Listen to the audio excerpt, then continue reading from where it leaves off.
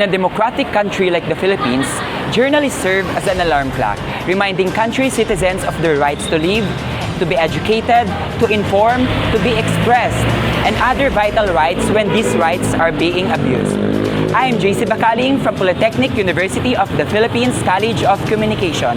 And for today, we are going to interview Mr. Jervis Manahan of ABS-CBN Corporation. So let's go!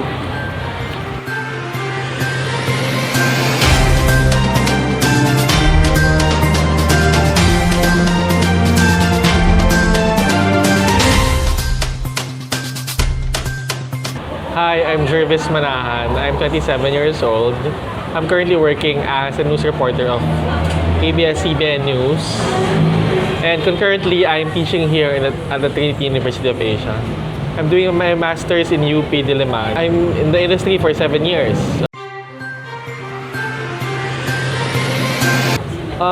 Because ethics is your moral compass, it would dictate what's right and what's wrong in this practice. Because media practice is very important in shaping public opinion. It's very important in our democracy. So we have to be guided by a set of a code of conduct so that we may know how to act appropriately in terms of when covering, ganyan, in telling stories. That's the number one tenet in journalism. It's you have to be accurate. Otherwise, why are you doing this? I mean, we're here to tell accurate stories. Accurate stories, that's the number one virtue of journalism that we have to observe. Because otherwise, we can be faking stories everywhere, and you know, it will be a disgrace to what we do.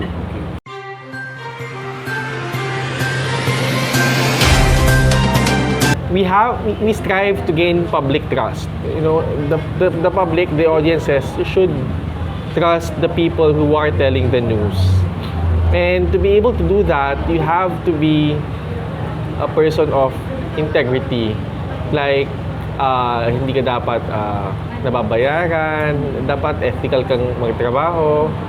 Kasi otherwise, you would lose that. And once you lose that, you can never claim it back. So, you have to protect your integrity as sacred as possible. Otherwise, people will not trust you anymore.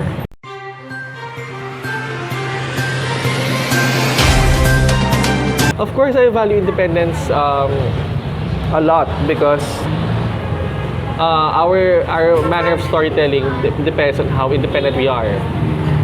We must not be beholden to anyone, not to our sources, not our advertisers. But of course, yung pinaka-importante kasi is in storytelling is the truth and the public. So, yung pinaka number one boss mo talaga is yung publiko, no, na nakikinig at nanonood sa'yo sa mga sinasabi mo, naniniwala sa mga sinasabi mo. Hindi ka nakatali sa mga vested interests of private people, of politicians, or of anyone except the truth and the audiences you serve.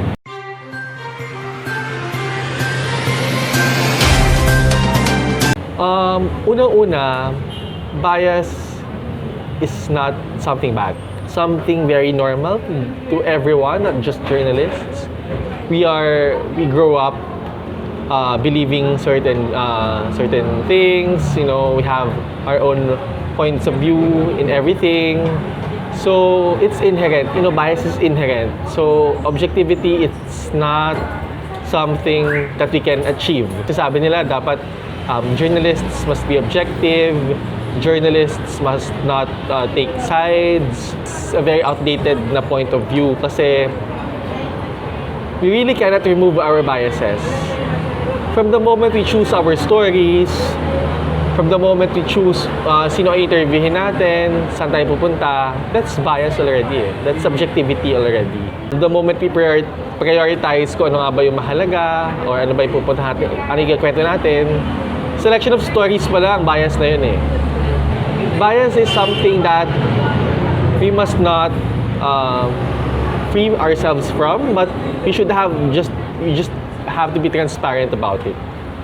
You know, ang movement dati was that it's not objectivity that matters, it's fairness, no?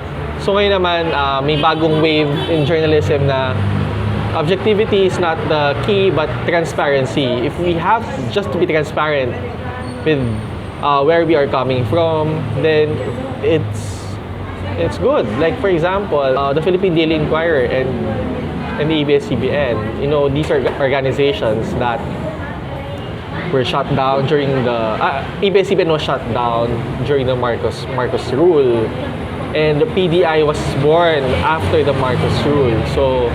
So parang these organizations can never be objective when it comes to tackling stories about the martial law. So we just have to be transparent about that. Na kami talaga, we're coming from this perspective. Sinarado kami, so we can't be objective.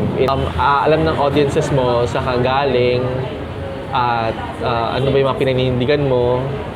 Kasi pag nanindigan ka, pag may point of view ka, bias na yun eh.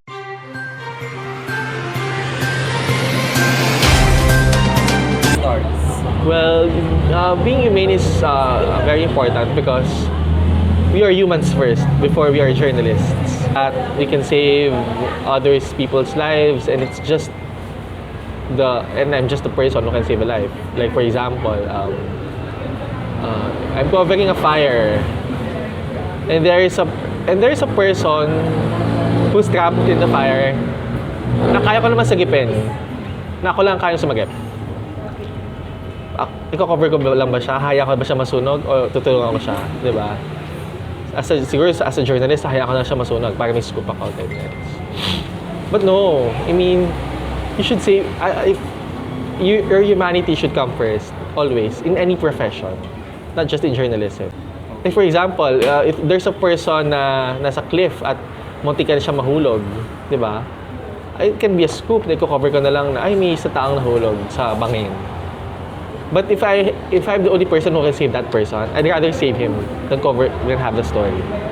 It's very important. I mean, you can lose your job. You can strip yourself of being a journalist, but at the end of the day, you're still human.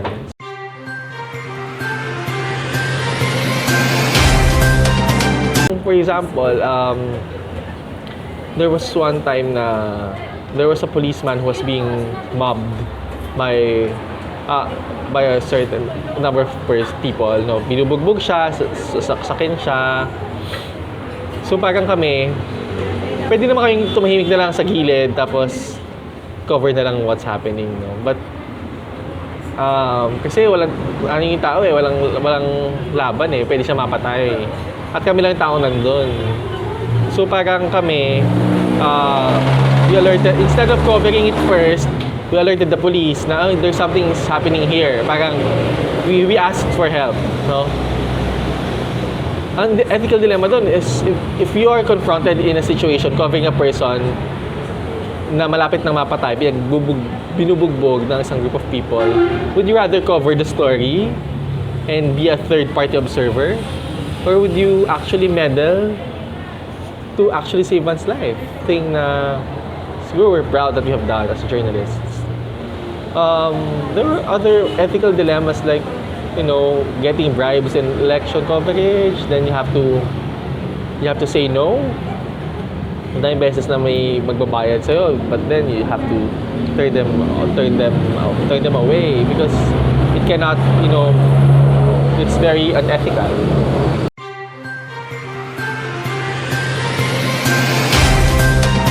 It's part of what we do. Walang direktang bayad yon na per exclusive may bayad. But it adds to your pogi points as a reporter na pag marami ka exclusive. So when it comes into kasi every year may performance appraisal kami. So kapag dine-measure ni performances namin, that's how they measure kung gaano kalaki yung salary increase. Well, very internal na yan, but of course, kapag marami kang exclusives, siguro ang assumption is mas malaki yung salary increase mo. Pero in terms of extra payment for every exclusive, no, we don't get.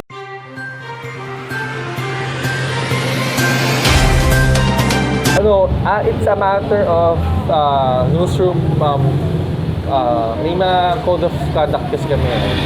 Sa ABS-CBN, no. Sa ABS-CBN, we're strict on that na as long as hindi pa siya nakakasuhan, innocent pa siya, di ba? You have to balance the public's right to know, you have to balance, basta sa amin, basta hindi nakakasuhan, hindi pa pinapakita ang mukha. Sa GMA, pinapakita na nila for some reason. I don't know why. So yun, maraming consideration. You can blur him until he's may verdict sa kanya, but then what if he comes out of jail and then, he victimizes people. So dapat din, alam din naman ng mga tao na sino ba yung mga may kaso ng murder, di ba? So it's a practice of editorial judgment of how sharp you are in judging your news stories.